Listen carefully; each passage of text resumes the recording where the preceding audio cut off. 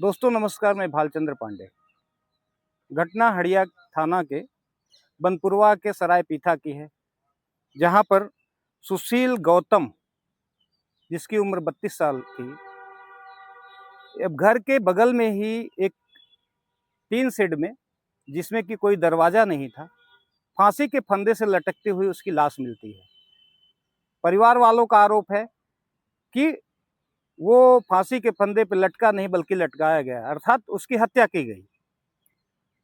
हत्या किसने की और क्यों की, ये परिवार वालों ने अपने ही पड़ोस के या अपने ही गांव के सुमित्रा नंदिनी, भाई अमित गौतम, गौरी और उसके जीजा संजय गौतम पर लगता है।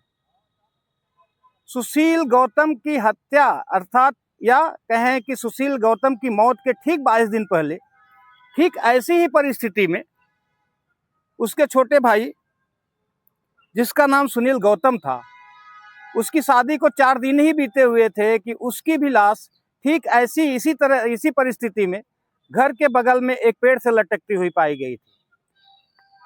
परिवार में जो इस समय सबसे बड़ा है, अर्थात दोनों भाइयों से सबसे बड़ा भाई सुनील गौतम, जो आरोप लगाता है कि उस समय भी परिवार वालों ने थाने में जाकर के तहरीर दिया था और अपनी भाई की हत्या का आरोप लगाया था, लेकिन पुलिस ने उस पर कोई कार्रवाई नहीं की, जिसका नतीजा ठीक 22 दिन बाद सुशील गौतम की मौत के रूप में नजर आता है। अब परिवार वाले सीधे सीधे आरोप लगा रहे हैं जो सुमित्रा नंदिनी, भाई अमित गौतम, गौरी और उसके जीजा संजय गौतम पर, और इसके साथ साथ वहां के जो पूर्व विधायक अर्थात हड़िया के पूर्व विधायक हाकिम लाल बिंद पर। अब इसमें जैसे ही हाकिम लाल बिंद की संलिप्तता या परिवार वाले जैसे ही हाकिम लाल बिंद के ऊपर आरोप लगाते हैं, ये मामला काफी हाई प्रोफाइल हो जाता है। हाई प्रोफाइल इसलिए कि चूंकि हाकिम लाल बिंद सपा से पूर्व विधायक रह चुके हैं, हड़िया क्षेत्र उनका जो है वो क्षेत्र रहा है, इसलिए और भी ये मामला जो है वो संदिग्ध नजर आता है। पुलिस के ऊपर और दबाव बढ़ जाता है। अब पुलिस के लिए और सरदर्द बढ़ जाता है कि जब एक हाई प्रोफाइल व्यक्ति का नाम आता है तो जो है ऑटोमेटिक इस तरह की घटनाएं जो है वो अपने आप एक पुलिस पर प्रभाव या प्रेशर डालती है। पुलिस हाकिम लाल बिंद के खिलाफ FIR दर्ज करती है, छानबीन आगे बढ़ती है। अब हाकिम लाल बिंद अपना पक्ष रखते हैं। हाकिम लाल बिंद कहीं ना कहीं सीधे सीधे अपने सत्ता पक्ष पर आरोप लगाते हैं और कहते हैं कि ये भाजपा वाले मुझे जानबूझ के फंसा रहे हैं या फंसाने की साजिश है, मेरी जो राजनीतिक छवि है उसको बिगाड़ने की साजिश है, क्योंकि चुनाव जो है सामने है और कहीं ना कहीं ये भाजपा वालों की साजिश है कि मेरी राजनीतिक छवि बिगड़ेगी तो उसका सीधा सीधा फायदा जो है वो भाजपा को होगा। क्या इस तरह की जो है राजनीतिक साजिश रच के किसी की छवि बिगाड़ी जा सकती है? क्योंकि हाकिम लाल बिंद ने अपने पक्ष में कहा है कि मेरा उस परिवार से ना तो कोई लेना देना है और ना तो कभी कुछ दुश्मनी ही रही है।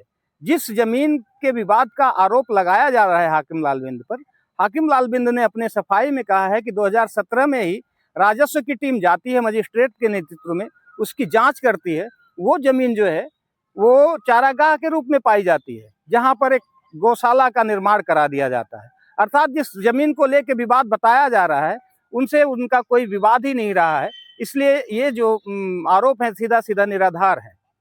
उन्होंने इस तरह से ये भी कहा है कि मेरा इस जमीन या इन लोगों से कोई जो है व्यक्तिगत कोई ना तो कभी विवाद रहा है या वादी पक्ष का मेरे साथ कभी कोई मुकदमा भी नहीं रहा है या इस जमीन को लेकर कोई मुकदमा नहीं रहा है, इसलिए मेरे ऊपर जो भी आरोप लगाए गए हैं सीधे सीधे गलत हैं। अगर नहीं इस तरह से सत्ता अगर चाहे या प्रशासन चाहे तो CDR निकलवा ली जाए या जो आरोपी हैं उनके साथ मेरी CDR निकलवा के मिलान कराया जाए, अगर मैं गलत पाया जाऊं तो मेरे खिलाफ कार्रवाई की जाए। इस तरह से हाकिम लाल बिंद ने अपना पक्ष रखते हुए ये कहीं न कहीं अपनी संलिप्तता उसमें न होने का सबूत दिया है। अर्थात ये कहा जाए कि सीधे सीधे हाकिम लाल बिंद कह रहे हैं कि उसमें मेरी कोई भूमिका नहीं है। अब यहाँ मैटर ये उठता है कि जो आरोप परिवार वाले लगा रहे हैं, क्या वास्तव में अगर ये सही है, अगर ये सही है तो क्या पहले भाई सुनील गौतम की हत्या या मौत के बाद अगर पुलिस कार्रवाई करती या पुलिस एक्शन में आती तो क्या दूसरे भाई की भी हत्या हो सकती थी? अब यहाँ प्रश्न सबसे बड़ा यही उठता है। क्या पुलिस अपने कार्रवाई को करने में असफल रही है या अपनी जिम्मेदारियों को निभाने में कहीं न कहीं असफल रही है? क्योंकि यदि अगर छोटे भाई सुनील की हत्या हुई थी, उस समय पुलिस परिवार वालों के जो आरोप हैं, उस पर छानबीन करती, कार्रवाई करती, तो शायद दूसरा भाई सुशील गौतम बच सकता था। चूँकि सुशील गौतम राजगीर था, परिवार में अकेला कमाने वाला था, उसके बच्चे हैं, बीवी हैं, इस समय वो सब बेसहारा हो गए। सबसे बड़ी चीज़ ये है कि जो छोटा भाई था सुनील गौतम, उसकी शादी ही बीते हुए अभी केवल 4 दिन हुआ था और उसके साथ इस तरह की घटना घट गई। तो क्या वास्तव में जो नई दुल्हन आई, उसके जीवन पे क्या गुज़रेगा या उसकी ज़िंदगी अब कैसे गुज़रेगी? सबसे बड़ा प्रश्न ये उठता है। इस तरह की घटनाएँ जहाँ पर सीधे-सीधे पुलिस पे आरोप लगाए जा रहे हैं, क्या पुलिस कहीं न कहीं कटघरे के घेरे में नहीं आती? अगर पुलिस अपनी ज़िम्मेदारियों को समझी होती, अगर पुलिस छानबीन की होती, अगर पुलिस सुनील की मौत के बाद कायदे से कार्रवाई की होती, तो क्या सुशील गौतम की जान बच सकती थी? सबसे बड़ा प्रश्न ये है। यहाँ प्रश्न ये नहीं है कि हाकिम लाल बिंद के खिलाफ एफआईआर होगी या वापस होगी। यहाँ प्रश्न ये उठता है कि क्या पुलिस अगर वास्तव में अपने जिम्मेदारियों को कायदे से अगर निर्वहन करती, तो क्या ये 2-2 हत्याएँ कारित होती? इस पे आप लोगों की क्या राय है? आप हमें कमेंट करके ज़रूर बताइएगा।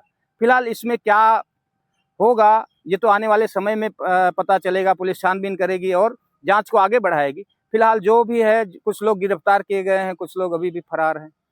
नंदिनी ने अपना पक्ष रखा है, वो भी अपने आप को बेकसूर बता रही है। फिलहाल मामला संदिग्ध है, जाँच का विषय है, पुलिस जाँच कर रही है। पुलिस जाँच में क्या अपना देती है, जाँच में क्या निष्कर्ष निकलता है, कोर्ट में मामला आगे कैसे बढ़ता है, ये जाँच का विषय है, आने वाले समय ही बताएगा। फिलहाल आप लोग अपने कमेंट में हमें ज़रूर बताइएगा, क्या वास्तव में इस तरह की घटनाएँ कहीं न कहीं पुलिस को कटघरे के घेरे में नहीं लाती? क्या एक हाई प्रोफ़ाइल व्यक्ति का नाम आना कहीं न कहीं ये एक संदिग्ध नहीं बनाती? आप हमें कमेंट करके ज़रूर बताइएगा। तब तक के लिए नमस्कार।